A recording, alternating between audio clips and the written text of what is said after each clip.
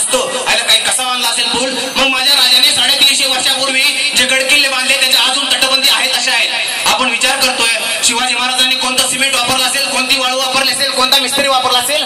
मला तुम्हाला सांगायचं इतकंच की त्यांनी कुठली वाळू वापरू द्या, सिमेंट वापरू द्या, मिस्त्री वापरू द्या, यापेक्षा महत्वाचं हे आहे की छत्रपती शिवाजी महाराजांनी गडकिल्ले उभारण्यासाठी आणि हिंदवी स्वराज्य निर्माण करण्यासाठी इमानदारी आणि प्रामाणिकपणा मात्र नक्की वापरला होता. म्हणून आपल्या गडाच्या तटबंदी अजून जिवंत आहे.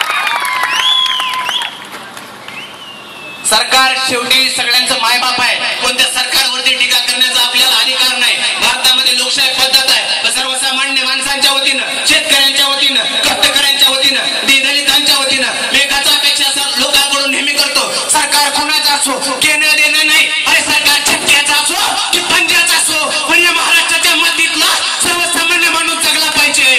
प्रत्येकाला 2 वेळचं जेवण जर मिळालं पाहिजे. माझ्या माय बहिणीची आबरू सुरक्षित राहिली पाहिजे. रस्त्यानं चालणारी माझी बहीण सुखरूप घरापर्यंत पोहोचली पाहिजे. दिवसभर काम करणाऱ्या कष्टकऱ्यांना तोंडात समाधानाचे 4 घास पडले पाहिजे. तर ते सरकार लोकांना आपलं वाटतं. आणि हे होतं फक्त कोणामध्ये?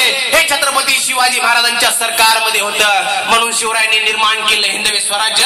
आज 350 वर्ष झाली तरी जगामध्ये क्रमांक 1 ठरतंय. आम्ही अभिमानानं सांगतोय. कारण काय ठरतं 1 नंबरचं? कर्नाटक मध्ये जा, विजापूरचं राज्य अस्तित्वात आलं, आदिलशाही निर्माण केलं. कुणाचं सरकार आलं? आदिलशाही. आज माणसं नावाला महत्व देतात, लक्षात घ्या. कर्नाटक मध्ये आदिलशाहीचं सरकार आलं, आदिलशाही निर्माण झाली.